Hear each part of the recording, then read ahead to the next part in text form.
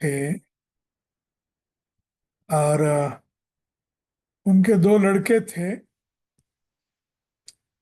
तो लड़कों में से किसी को भी बोले कि भोजन के लिए प्रार्थना करो, तो दोनों भोजन के लिए धन्यवाद देते हुए कहेंगे, प्रभु जी धन्यवाद, आपने हमें टेस्टी खाना खिलाए। तो हमने उनको कई बार बोले, खाने के पहले कैसे मालूम है ये टेस्टी खाना है। तो राजेंद्र भाई का भी आज वैसा लग रहा है, सुंदर वचन पहले से बोल चुका है। अभी वचन को सुंदर बनाना मेरा कोशिश रहेंगे, मेरा प्रयास रहेंगे। Thank you, thank you. आ, तो हम लोगों ने रोम अध्याय 6 कुछ आयतों के ऊपर मनन किया है। किसको याद है कहाँ तक आया? मुझे याद है, पर सुनने वालों को मैं पूछ रहा हूँ कहाँ तक जी। हमने जी मनन याद है। किया है। जी, 6 अध्याय 1 से 5 वचन तक, और रोमियो की पत्री आपने 6 और 7 अध्याय और 5 अध्याय भी बताया था। हाँ, सही है।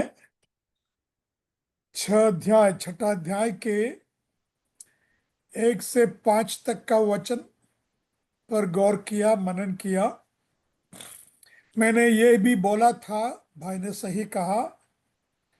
तो अगर रोमियो के पत्र को हम 3 खंडों में विभाजन करें, तो 1 से 5 तक हम देखते हैं, हमने देख चुका है कि इस सच्चाई को 1 से 5 तक अध्याय बता रहे हैं कि वी आर डेड इन सिन, हम पापों में मर चुके हैं या मर चुके थे। 6, 7, 8 3 अध्याय हमें बताते हैं कि यद्यपि हम पापों में मरे हुए थे, पापों में मरे हुए थे, प्रभु यीशु मसीह पर विश्वास करने के कारण, विश्वास के जरिए से now we are dead to sin, अभी हम पाप के संबंध में, पाप के लिए मरे हुए हैं। 6, 7, 8 अध्याय। तो मैंने ये भी कहा था, हमारे उद्धार के 3 काल है। काल सब जानते हैं, भूतकाल, वर्तमान और भविष्य काल। भूतकाल को आपके इधर कैसे बोलते हैं? भूतकाल बोलते हैं कि अतीत काल बोलते हैं? कुछ जगह में अतीत काल बोलते हैं। एनीवे, भूतकाल, वर्तमान और भविष्य काल। तो मैंने 3 P से बोला, ये तो बहुत ही मशहूर, सब लोग जानते हैं। सबसे पहले हमने देखा प्रभु यीशु मसीह पर विश्वास करने वालों को पाप की सजा से छुटकारा है, उद्धार है। पाप की सजा से इंग्लिश में from the penalty of sin. सबों को, जितनों ने प्रभु यीशु मसीह पर विश्वास किए हैं, इन सबों को पाप की सजा के बारे में डरने की जरूरत नहीं है, चिंतित होने की जरूरत नहीं है। फिर सेकंड पार्ट इज हमारा वर्तमान काल। We are being saved from the power of sin. पाप की ताकत से, पाप की शक्ति से हम छुड़ाए जा रहे हैं। फिर तीसरा है we shall be delivered from the presence of sin. जो पढ़े लिखे हैं आप लोग, लिखना है तो लिख सकते हैं।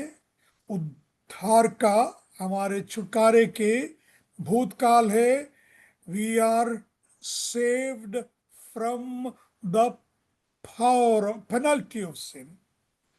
पहला है पाप की सजा से छुटकारा हमें मिल चुका है। फिर दूसरा है we are being saved from the power of sin. पाप की ताकत से, पाप की सामर्थ्य छुटकारा हम पा रहे हैं। तीसरा है we shall be saved from the presence of sin. पाप की उपस्थिति से हमें छुटकारा मिलेगी, भविष्य में है।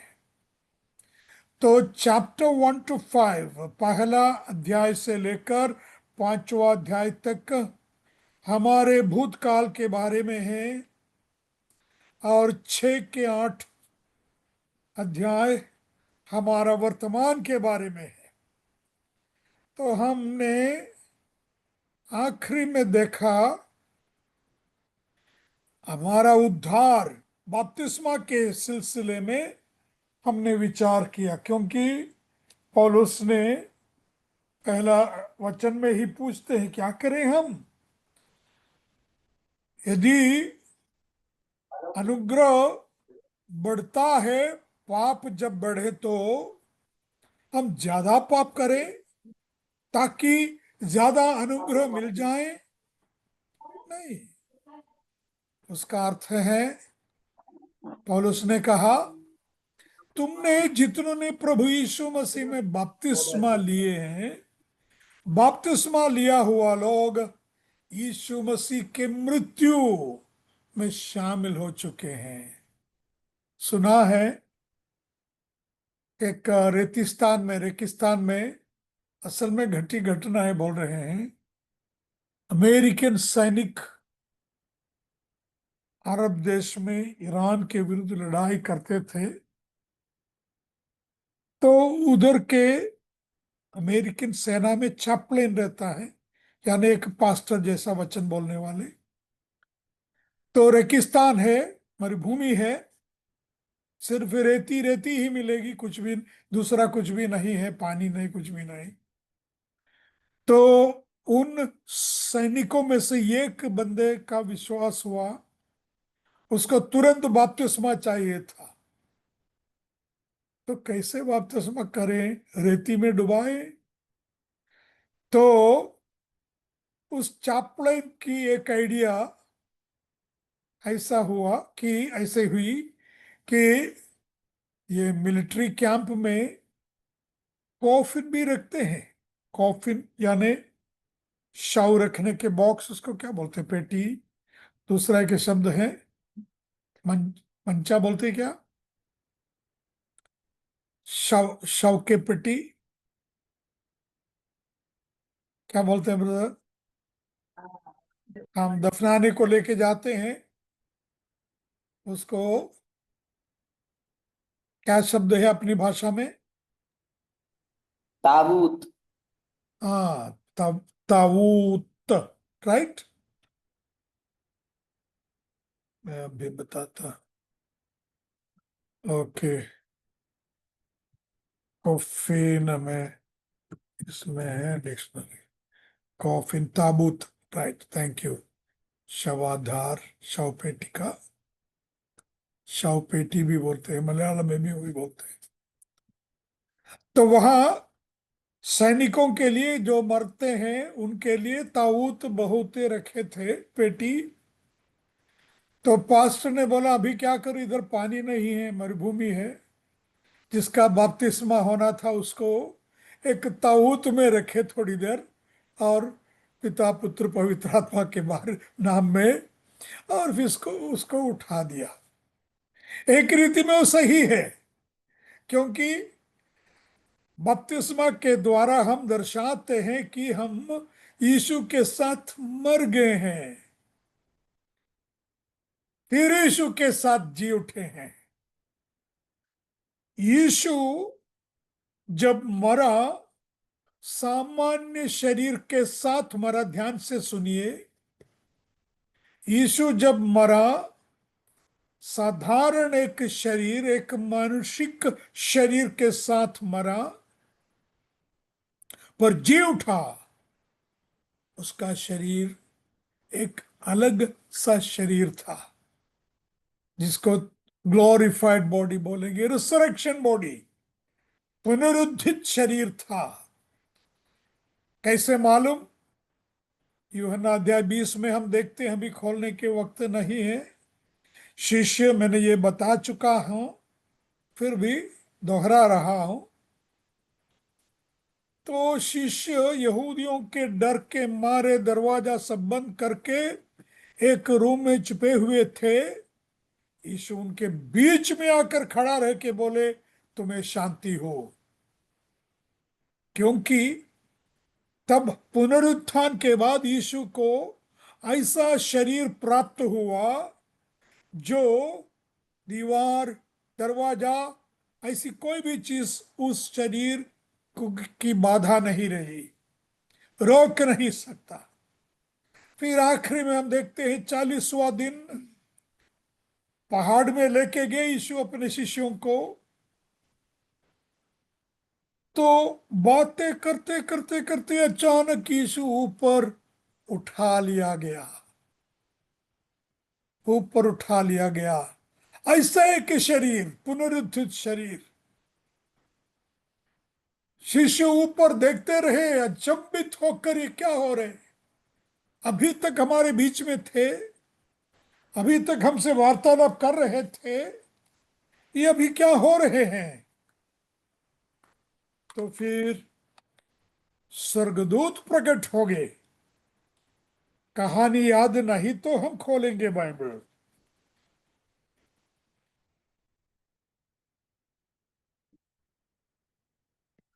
कहानी किसको याद नहीं है? हैं? किसी को याद नहीं है। हम खोलेंगे कौन सी किताब? बोलिए।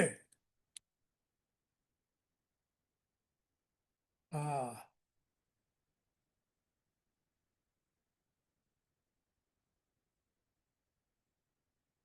प्रेरित अध्याय 1 में मिलता है। राइट, प्रेरित अध्याय, पहला अध्याय अगर हम 7 से पढ़े, पर वहां खास हम देखेंगे। एनीवे हम पढ़ेंगे 7 से ही, महत्वपूर्ण वचन है। प्रेरित अध्याय 7 मैं पढ़ूंगा, कुछ पद यहीं से पढ़ूंगा। हमारे जो हिंदी बाइबल है, हमारी जो अनुवाद है, हमारे टीम का अनुवाद है, मैंने नहीं किया, उसके 7वां वचन से पढ़ूंगा। आप अपने बाइबल में भी देखिए थोड़ा, तो जो फर्क है आप तुलना कर सकेंगे दोनों अनुवाद।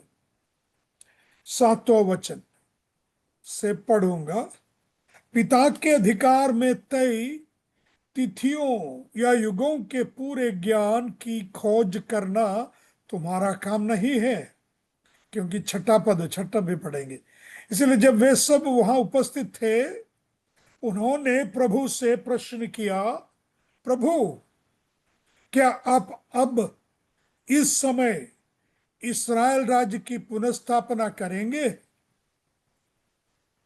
तो फिर यीशु ने जवाब दिया, पिता के अधिकार में तय तिथियों या युगों के पूरे ज्ञान की खोज करना तुम्हारा काम नहीं है। यीशु ने उन्हें उत्तर दिया, पवित्र आत्मा के तुम पर उतरने पर तुम्हें सामर्थ्य प्राप्त होगा, और तुम यरूशलेम, सारे यहूदिया, शमरिया तथा पृथ्वी के दूर दूर तक के क्षेत्रों में मेरे गवाह होंगे। इस वक्तव्य के पूरा होते ही प्रेरितों के, ध्यान से सुनिए, प्रेरितों के देखते देखते यीशु स्वर्ग में स्वीकार कर लिया गया, तथा एक बादल ने उन्हें उनकी दृष्टि से ओझल कर दिया। 10वां वचन, जब वे आकाश में दृष्टि गढ़ाए हुए यीशु को स्वर्ग में जाते हुए देख रहे थे, एकाएक सफेद वस्त्रों में दो व्यक्ति उनके पास प्रकट हो कहने लगे, गलीली पुरुषों, आकाश की ओर ऐसे क्यों ताक रहे हो?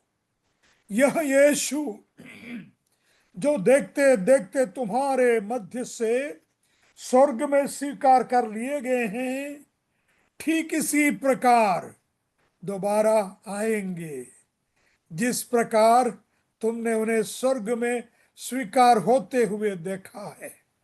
हालेलुया, यही हमारी भी आशा है। इसलिए हम स्वर्ग में ताकते रहते हैं, ऊपर की ओर हमारी दृष्टि उठाते रहते हैं। कब आएगा मेरा दूल्हा? मुझे लेने के लिए कब आएगा? तो मेरा विषय था, यीशु का शरीर बदल गया है पुनरुत्थान के बाद। हमारे भी शरीर इस प्रकार बदल जाएंगे यीशु के आगमन में। अगर हम जीवित रहें, अचानक हमारे शरीर बदल जाएंगे। मर चुके हो तो हमारे शरीर जो मिट्टी में मिट चुके हैं, वो सब इकट्ठा होकर एक नया शरीर हम प्राप्त करेंगे, फिर बादलों में उठा लिए जाएंगे। यही हमारी आशा है। संसार के किसी धर्म इस प्रकार की आशा किसी को दे नहीं सकता। हमारे महाराष्ट्र में भी सताव शुरू हो गए, घरों घर आके क्रिश्चियन है, तुम्हें पैसा देकर प्रलोभन करके तुम्हें बदलाया है, धर्म परिवर्तन कराया है वगैरह बोल के बहुत बहुत सताव हो रहे हैं। छत्तीसगढ़ में आपको नए नए ताजी ताजा न्यूज है, कुछ कैथोलिक नन्स को पकड़ के रखे जेल में। मित्र, हम उनसे, ऐसे लोगों से पूछेंगे, तुम्हारा हिंदू धर्म ने तुम्हें कैसी आशा दी? तुम्हारे धर्म ने तुम्हें किस प्रकार की खुशी दी? किस प्रकार की शांति दी? आज हम, आज भी, पिछले हफ्ता मैंने समाप्त किया था एक कहानी बोल के। किसको याद है? रशिया की कहानी है, असल में घटी घटना है।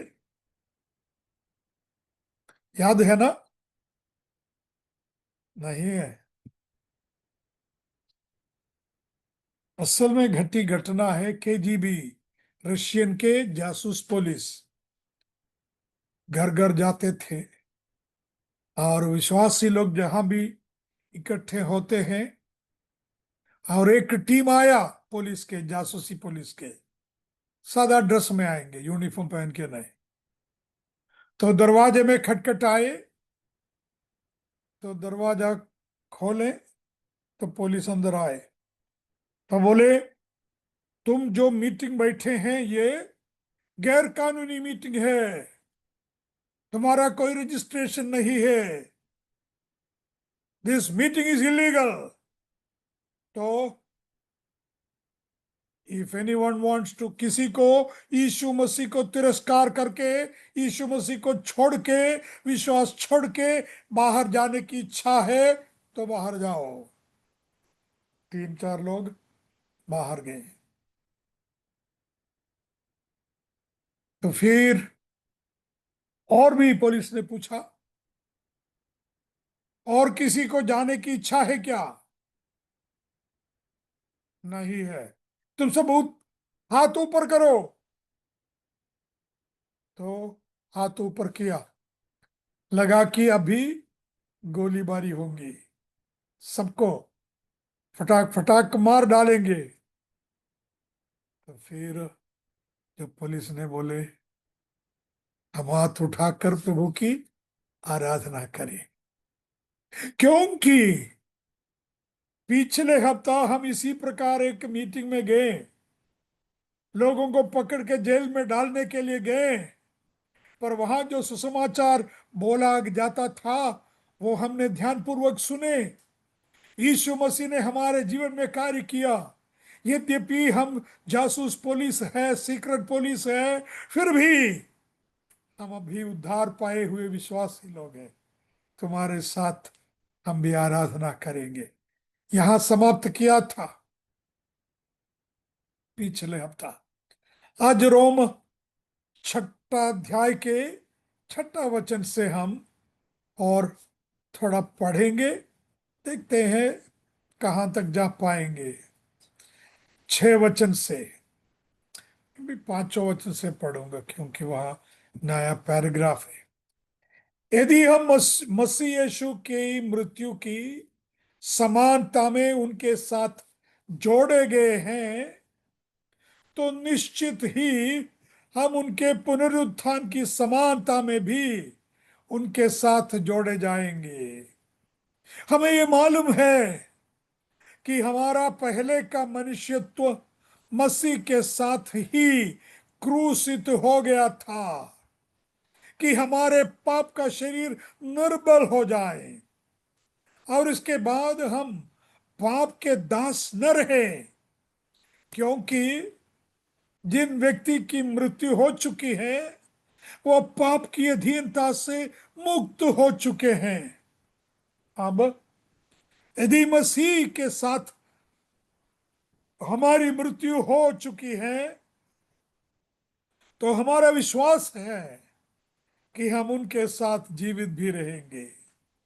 हमें जानते हैं कि मरे हुओं में से पुनरुत्थित मसीह की मृत्यु अब कभी नहीं होगी। उन पर मृत्यु का अधिकार नहीं रहा। उनकी यह मृत्यु हमेशा के लिए पाप के प्रति मृत्यु थी। अब उनका जीवन परमेश्वर से जुड़ा हुआ जीवन है। इसलिए आप लोग भी ध्यान से सुनिए।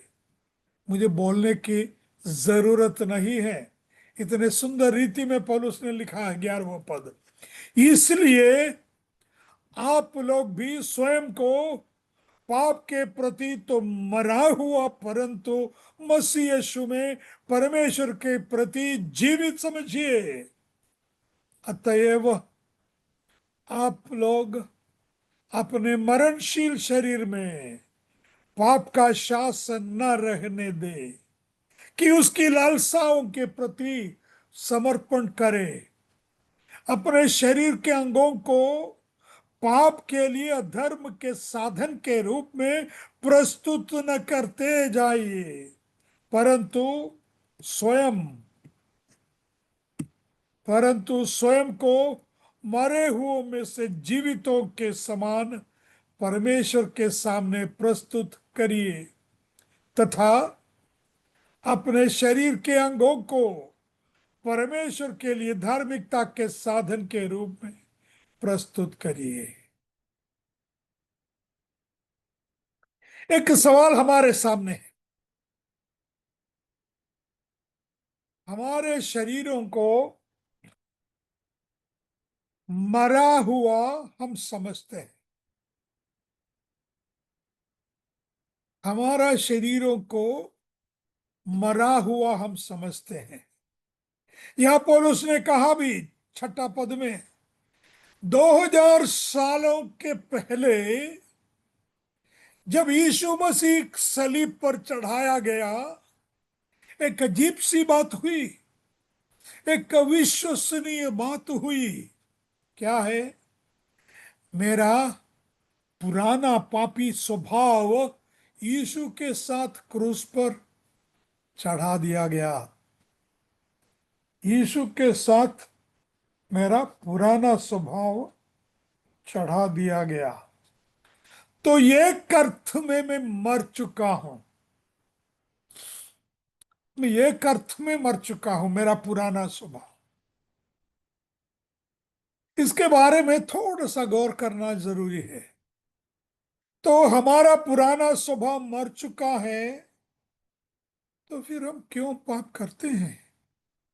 छठा पद एक बार और, छठा पद में दिया है, लिखा है कि हमें ये मालूम है कि हमारा पहले का मनुष्य तो मसीह के साथ ही क्रूसित हो गया था कि हमारे पाप का शरीर निर्बल हो जाए और उसके बाद हम पाप के दास न रहे। पुराने बाइबल में कहा है, कैसे है मैं देख रहा हूं, पुराने हिंदी बाइबल, पाप का शरीर व्यर्थ हो जाए। हमारा अनुवाद में है पाप का शरीर निर्बल हो जाए। मर गया वगैरह बोला है, पर वास्तव में वो मरा नहीं। ग्रीक में जो शब्द है ये जो निर्बल, वो सही है। ग्रीक में जो शब्द है कटा एर्गेओ, कटारगेओ, एर्ग मतलब ताकत, काम करने लायक। कटारगेओ मतलब काम करने लायक नहीं बना। और भी स्पष्ट बताए तो वो पैरालाइज्ड हो गए। पैरालाइज्ड बोले, पक्षाघात, पक्षाघात उसको हुआ, अपना पुराना शरीर को, पुराना स्वभाव को। और ओल्ड मैन इज डिस्ट्रॉयड, पुराने इंग्लिश बाइबल में है, पर वास्तव में वो पूरी तरह सत्यानाश नहीं हुआ। पुराना स्वभाव अभी भी जीवित है हम में, ध्यान रखिए, ध्यान रखिए। सलीब पर जब यीशु मरा, सलीब पर जब यीशु मरा, जब हमने विश्वास किया, हमारा पुराना पाप का स्वभाव, पाप की प्रकृति, द कैरेक्टर, द पावर, वो बेहोश हो गया। बेहोश भी नहीं, उसका उसका पैरालिसिस हो गया, मतलब वो बिस्तर पे है, मारा हुआ नहीं है। ध्यान रखिए, उसको जगा सकते हैं जब हम चाहें, उसको जगा सकते हैं। इसलिए पौलुस ने यहां सात आठ, सात आठ नौ वचन अगर पढ़े, पौलुस ने लिखा है वहां, if we are dead to sin we believe that we shall also live with him. पाप के लिए हम मरे हुए हैं, यीशु के साथ हम जिएंगे। ड्यूअल पर्सनालिटी बोले तो शायद सही नहीं है, फिर भी हम उस प्रकार एक तुलना करेंगे। हमें दो प्रकार के व्यक्तित्व मिल गया है। एक पुराना व्यक्तित्व जो मर चुका है, मतलब पैरालाइज्ड है, जीवन है थोड़ा बहुत, और एक नया व्यक्तित्व जो प्रभु यीशु मसीह के जरिए से हमें मिला है।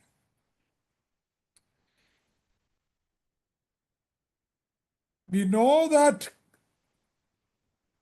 the power that made Christ alive, यीशु मसीह को मृत्यु से जिलाया, वो सामर्थ्य हमें उपलब्ध है। यीशु मर के जी उठा, स्वर्ग में चढ़ गया, दोबारा नहीं मरने वाला है।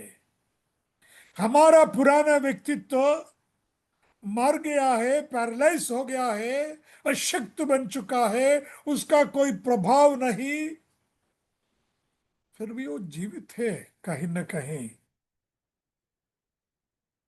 इसलिए 10 11 9 से पढ़ रहा है, 9 से, डेथ हैथ नो मोर डोमिनियन ओवर हिम। यीशु मसीह के ऊपर मृत्यु को कोई अधिकार नहीं है। हमेशा के लिए पापों के प्रति यीशु की मृत्यु थी। दूसरा अर्थों में, दूसरे शब्दों में, सारे संसार के लोगों के पापों से छुटकारा के लिए यीशु ने एक बार मरा, दोबारा यीशु मरने की जरूरत नहीं है। फिर परमेश्वर में यीशु मसीह की जान जुड़ी हुई है। तो हम भी यीशु मसीह की उस समानता में, क्योंकि हमने बपतिस्मा लिया है, हम भी जुड़ जाए। पिछले हफ्ता भी बपतिस्मा का मैंने बहुत उद्गार किया था। बपतिस्मा में दूसरे शब्दों में हम कहते हैं प्रभु को, प्रभु जी मेरा पुराना व्यक्तित्व मर चुका है, आपके मृत्यु का मैं भागीदार अभी बन चुका हूं, आपके मृत्यु में मैं भी भागीदार बन चुका हूं, इसलिए आपके लिए मरने को भी मैं तैयार हूं। आपके लिए मरने को भी मैं तैयार हूं।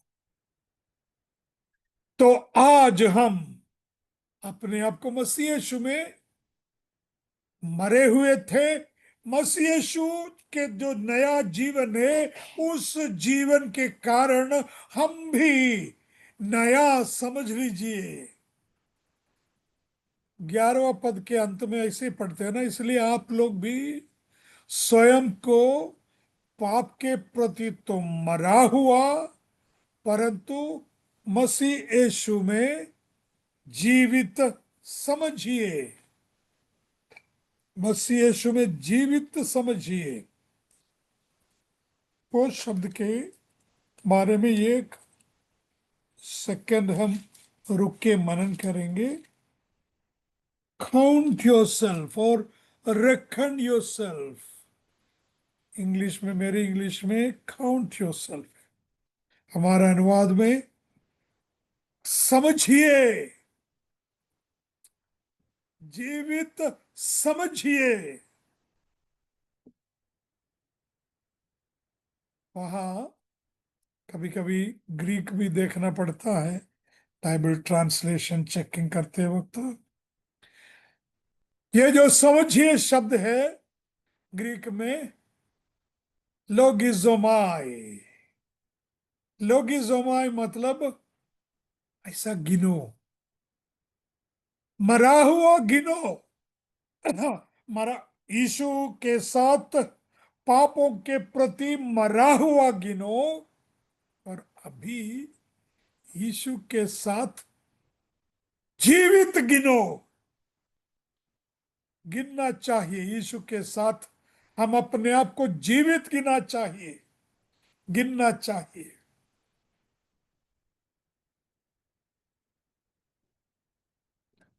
यीशु के मृत्यु के भागीदार बनने के लिए यीशु ने हमें बपतिस्मा दिया। वैसे ही प्रभु यीशु मसीह ने प्रभु भोज की विधि भी हमें दी। प्रभु भोज की विधि में हम रोटी तोड़ के खाते हैं,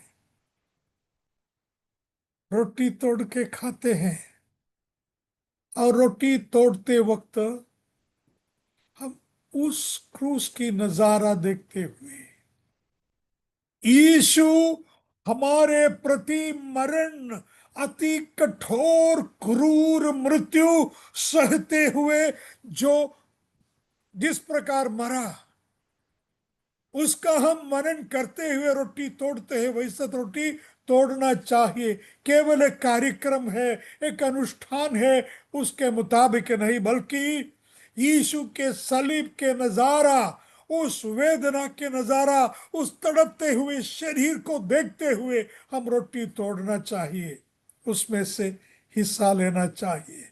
एशिया 53वां अध्याय 5वां वचन में हम पढ़ते, by his stripes we are healed. उस पर बैठे फटकों से मैंने चंगाई पाई, हमने चंगाई पाई, पाप के मृत्यु से चंगाई पाई। हाँ, विश्व सर्प हमने देखा है। विश्व सर्प यहूदियों के उस कैंप में आया है। यहूदियों के कैंप में विश्व सर्प सभी को मारता था, काटता था। परमेश्वर ने मूसा से कहा, पीतल से एक सांप की प्रतिमा बना लो, उसको देखने वाले सब जीवित रहे। फिर बाद में प्रभु यीशु मसीह ने कहा, जैसा मोशे ने मरुभूमि में पीतल के सांप को ऊपर उठाया, वैसे ही मनुष्य के पुत्र को ऊपर उठाए जाए, ताकि उस पर जो देखे, यानी उस पर जो विश्वास करे, उनका उद्धार हो जाए। By his stripes we are healed। प्रभु भोज की विधि में मृत्यु यीशु के साथ, और मेरे प्रति यीशु की मृत्यु का मैं याद कर रहा, स्मरण कर रहा, वैसे ही उसका लहू उसका लहू हमें पापों से छुटकारा, पापों से मुक्ति, जो प्रभु यीशु मसीह के लहू से मिली है, उस मुक्ति को हमें दिखाते हैं प्रभु भोज के लहू, प्रभु भोज के कटोरा पीने से। उसका शरीर, उसके साथ हमारी मृत्यु के, यीशु मसीह के शरीर, उसके साथ उसके मरे हुओं से जी उठने के द्वारा जो विजय प्राप्त हुई है, जो जय यीशु को मिली है, उस जय में हम भी भागीदार हैं। सच्चाई को मरा हुआ यीशु नहीं, बल्कि जीवित यीशु मसीह। फिर कटोरे से पीने से हम पाप क्षमा जो यीशु के लहू से हमें मिलती है, उसके स्मरण करते हैं। तो फिर 12वां वचन से अगर देखें, 12वां वचन महत्वपूर्ण है। हर वचन महत्वपूर्ण है। अतएव आप लोग अपने मरणशील शरीर में पाप का शासन न रहने दे, कि उसकी लालसाओं के प्रति समर्पण करे। पुराने बाइबल से भी, इसलिए पाप तुम्हारे नश्वर शरीर में राज्य न करे, कि तुम उसकी लालसाओं के अधीन रहो, और न अपने अंगों को अधर्म के हथियार होने के लिए पाप को सौंपो, पर अपने आप को मरे हुए में से जी उठा हुआ जानकर परमेश्वर को सौंपो, और अपने अंगों को धार्मिकता के हथियार होने के लिए परमेश्वर को सौंपो। 2 बार बताया है, पाप को न सौंपो और परमेश्वर को सौंपो। नए अनुवाद में समर्पण शब्द है। पाप के शासन में रहने दे, उसकी लालसाओं के प्रति समर्पण करे, अपने शरीर और अंगों को परमेश्वर के लिए, परमेश्वर के धार्मिकता के साधन के रूप में प्रस्तुत करिए। आज हम जीवित हैं। इधर शरीर के अंगों के बारे में भी पौलुस ने बताया। शरीर अभी भी, जिसमें पाप के तत्व, पाप के जो ताकत थोड़ा बहुत काम कर रहे हैं, मरा हुआ नहीं है,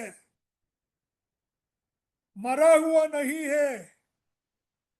तो पाप की जो प्रलोभन हमेशा हमेशा, जब तक हम मृत्यु ना पाए तब तक पाप का प्रलोभन हमें हमें है।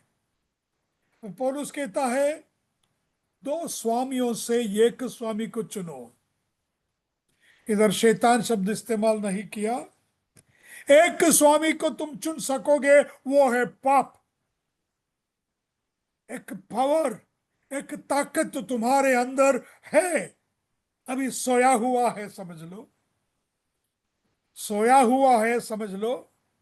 और एक ताकत है परमेश्वर का आत्मा, उसकी ताकत, जो आत्मा भी हमारे अंदर वास कर रहा है।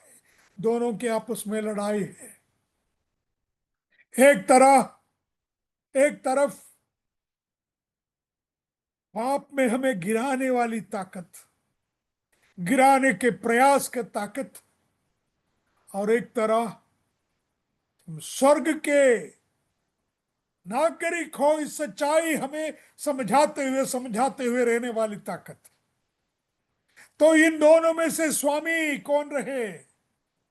पौलुस कहता है, don't let your sinful nature rule over you, have dominion over you. तुम्हारे अंदर, तुम्हारे ऊपर स्वामित्व न करें, प्रभुता न करें। उदाहरणार्थ बोल रहा हूं, आप में से किसी के बारे में नहीं। मान लो हम में से कई लोग पहले पहले दारू के व्यसन के अधीन रहे, आदत। तो मन में, मैंने कई बार इसका उदाहरण बोला भी होगा, मन में निर्णय लेता है, आज से मैं दारू नहीं पीऊंगा। विश्वासियों के बारे में नहीं, अविश्वासियों की। फिर दिन भर मेहनत किया, खून पसीना बना के मेहनत किया, फिर घर लौटते लौटते लौटते दारू की अड्डा देखे, दारू दुकान देखे। एक बाजू मन कहता है नहीं नहीं नहीं, घर में बच्चे भूखे हैं, बच्चों के शरीर में कपड़े नहीं है बराबर के, फटी हुई साड़ी पहनी है मेरी घरवाली। दूसरी तरफ दारू के अड्डे के ओर हमें खींच के लेके जाने वाले आकर्षण। कितने सारे लोग हैं, कितने सारे ऐसे लोग हैं, ये दारू मुझ छूटता नहीं, ऐसे लोग बोलते हैं, बीड़ी तंबाकू मुझे छोड़ती नहीं, मैं क्या करूं? विश्वास में आने के बाद हमें सामर्थ्य दिलाने वाला पवित्र आत्मा हमारे अंदर है। प्रेरित पहला अध्याय के 8वां वचन हमने पढ़ा था, you shall be endued with power from above when the holy spirit comes upon you. पवित्र आत्मा जब तुम में आएगा, तुम्हें ऊपर से शक्ति प्राप्त होगी। वो शक्ति हम में है। गाली बको, पाप के जो ताकत अंदर में है, अपने जीभ से कहेंगे, हम जीभ को कहेंगे। जो पवित्र आत्मा के सामर्थ्य हमारे अंदर है, हम उस जीव को कहेंगे तो गाली न बकना चाहिए। जैसे याकूब ने लिखा है, अभी जीव के बारे में नहीं विषय, फिर भी, कि जीव एक छोटा सा अंग है, फिर भी बहुत लड़ाई वो निर्माण कर सकते हैं। एक छोटा सा अंग है, जैसे एक चिंगारी एक सारे जंगल को, बड़ा सा एक जंगल को, वन को जला सकते हैं एक छोटी सी दिन की चिंगारी। जीभ को संभाले। पौलुस ने यहां लिखा है कि तुम्हारे अंग, हर एक अंग, तुम्हारे हाथ हो, आंख हो, मुख हो, तुम्हारे मुंह हो, तुम्हारे कान हो, पैर हो, हर एक अवयव, सामने दो चॉइस है, पाप के लिए इस्तेमाल करें या प्रभु के लिए। प्रभु की स्तुति महिमा करने के लिए, यीशु मसीह की गवाही देने के लिए, यीशु मसीह के वचन बोलने के लिए प्रभु ने हमें मुंह दिया है, हमें जीभ दिए। उसको प्रभु की महिमा के लिए इस्तेमाल करें। और हमारे पेट एक दूसरा अवयव है। कुछ लोग जीते ही पेट के लिए, है ना। सुबह उठ के क्या खाएं क्या पिए, पेट की चिंता है। यीशु ने कहा, पेट के क्यों चिंता करते हो? आकाश के पक्षियों को देखो, वो न बोते, न काटते, न संभाल के रखते हैं, पर तुम्हारे स्वर्गीय पिता उन्हें संभालते हैं, उन्हें खिलाते हैं। तुम उन चिड़ियों से भी कितने महत्वपूर्ण है, विशेषतापूर्ण है तुम्हारे परमेश्वर पिता की नजर में। इसलिए पेट की चिंता मत करो। पौलुस ने यहां लिखा है, तुम्हारे हर एक अवयव को पाप के दासत्व में या पाप की अधीनता में न करें, पाप के स्वामित्व में न करें, बल्कि प्रभु की महिमा के हथियार के रूप में, प्रभु की महिमा के औजार के रूप में उन्हें इस्तेमाल करिए।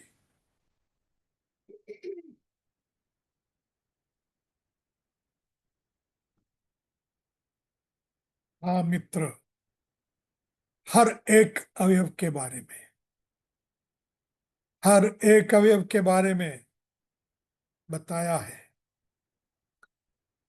हाँ, कानफूसी करना, दूसरों के बारे में कुड़कुड़ करना, हम प्रभु से कहें। शब्दों से कहना है तो शब्दों से कहें, प्रभु जी मेरी ये समस्या है, जो खाना नहीं चाहिए ऐसी चीजें मैं खा रहा हूं, जो पीना नहीं चाहिए ऐसी चीजें मैं पी रहा हूं, प्रभु जी मुझे क्षमा कर। उस प्रलोभन को मैं आपके अधीनता में कर रहा हूं। मैं समझता हूं मेरा पुराना मनुष्यत्व यीशु मसीह के साथ सलीब पर, क्रूस पे चढ़ाया गया है। हाँ, चोरी करने के लिए, आपसे नहीं बोल रहा हूं, चोरी करने के लिए अगर प्रलोभन है, चोरी करने के लिए आपके हाथ बढ़ रहे हैं, उस हाथ से बोले, यह यीशु मसीह के क्रूस पे चढ़ाया गया मेरा हाथ है, इससे मैं कैसे चोरी करूं। या आपसे नहीं बोल रहा, आपके बारे में नहीं बोल रहा, मेरी बीवी को मारने के लिए।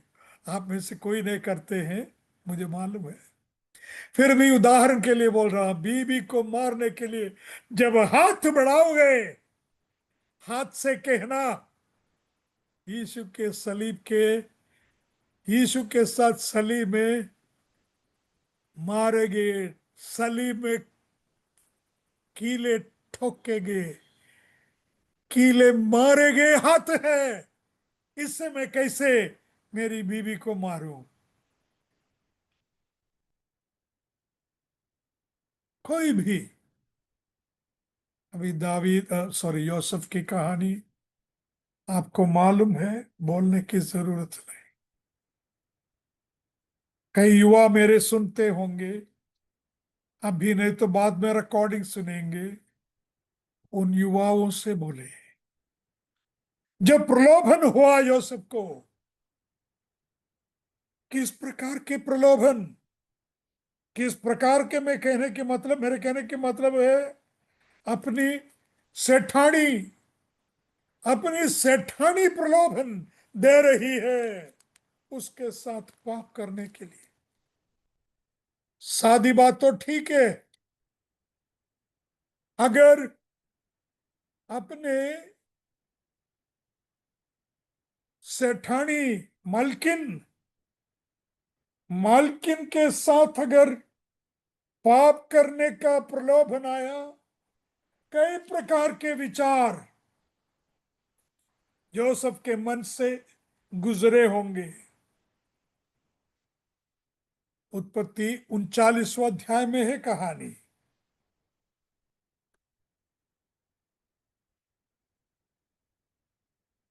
प्रलोभन, भयंकर परीक्षा, सेठानी, मालकिन अगर उसके साथ पाप करने के मना किया तो उसने विचार भी किया होगा मेरी नौकरी जाएगी, और उसके साथ पाप किया तो कितना अच्छा होता अच्छा अच्छा खाना मिलेंगे, मेरे पगार, मेरी सैलरी, तनख्वाह में मुझे वृद्धि मिलेगी, प्रमोशन मिलेगा शायद। तो क्यों ना हम उसके साथ पाप करें। पर यूसुफ ने क्या बोला? How can I, how can I. उत्पत्ति 39 के 9वां वचन में है, how could I do such a wicked thing and sin against God. इस अध्याय के एक महत्वपूर्ण शब्द है, 1 2 3 4 टाइम्स दोहराया है, the Lord was with Joseph. परमेश्वर योसेफ के साथ था। मेरे मित्रों, पाप करने का प्रलोभन, पाप करने की परीक्षा तुम्हें और मुझे आएगा, आएगी, तब हम क्या करें? इस सच्चाई को याद करें, परमेश्वर मेरे साथ है, मुझे देखने वाला परमेश्वर, मुझे देखने वाला परमेश्वर, मैं अल्लाह हाई रोई, मुझे देखने वाला परमेश्वर, उसके सामने मैं कैसे पाप करूं? मेरे शरीर यीशु के साथ सलीब पर चढ़ाया गया शरीर है, इस शरीर के साथ मैं कैसे पाप करूं? और उसने लिखा है, इस शरीर को पवित्रता के, धार्मिकता के एक हथियार के रूप में इस्तेमाल करो।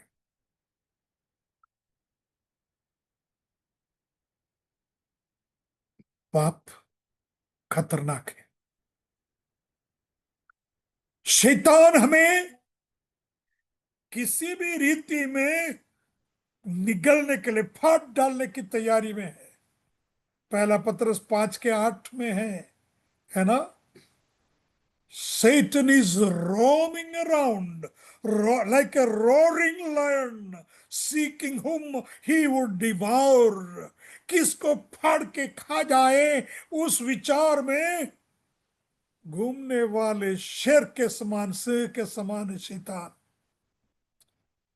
हमको लगता है ठीक है, कोई बात नहीं, मैं परीक्षा में गिरने वाला नहीं हूं, मैंने मेरे शरीर को पूरी तरह कंट्रोल में लिया हूं, कुछ भी नहीं होने वाला, कुछ भी नहीं होने वाला।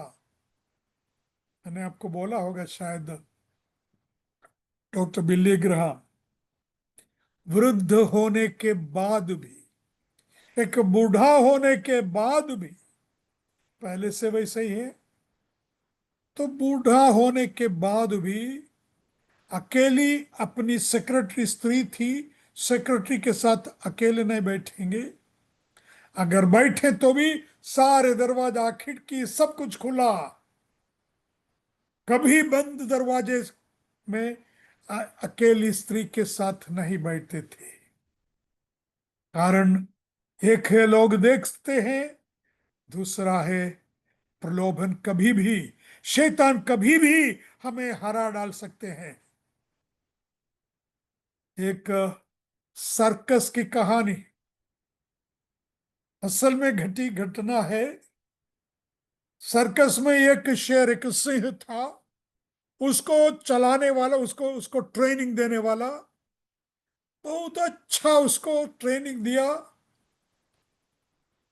उसके जो पिंजरा में वो अंदर जा सकता था, कुछ नहीं होता था, इतना आपस में प्रेम है। लोगों ने उसको बोला था, पिंजरा में घुसना खतरनाक है, क्योंकि ये जानवर जानवर है, कभी भी कुछ हो सकता है। नहीं यार, ये मेरा अच्छा मित्र है, मेरा फ्रेंड है, ये मुझे कुछ नहीं करेगा। और अचानक एक रात उसका मूड बदल गया, अचानक उसके ऊपर कूद पड़े फाड़ डाला, काट डाला, खत्म किया। दावीद को ये हुआ, जबकि यूसुफ ने पाप के ऊपर जय पाई। दावीद प्रभु का दास, जितने इतने ज्यादा भजन लिखे हैं प्रभु की सेवा के, गिर पड़े जब वो भविष्यवक्ता उसके सामने आए। नाथान भविष्यवक्ता उसके सामने आकर कहानी के रूप में बोला। कहानी आपको याद है, एक अमीर व्यक्ति जिसके पास हजारों भेड़ें थी, और एक गरीब जिसके पास एक अकेली भेड़। और अमीर व्यक्ति ने उस गरीब के पास से अकेली भेड़ को लेके काट डाले, अपने मेहमानों को दिया। गुस्से से भरा हुआ दावीद ने बोला, ये अन्याय है, ये अनीति है, धर्म है, मेरे राज्य में ऐसा होता। नाथान ने बोला, तू है, यू आर दैट मैन। मित्र, जिस जगह दावीद हार गए, यूसुफ जीत गए। अपने शरीर को परमेश्वर की महिमा के लिए धार्मिकता के अवयव, धार्मिकता के हथियार के रूप में हम इस्तेमाल करने वाले बने। याद रखिए, यीशु मसीह के साथ सलीब पर हम चढ़ाए गए लोग हैं। यीशु मसीह के मृत्यु के भागीदार हम बन चुके हैं।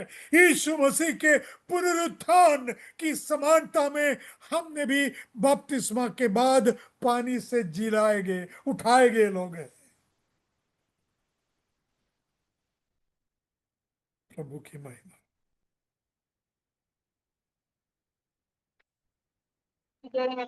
आमीन आमीन।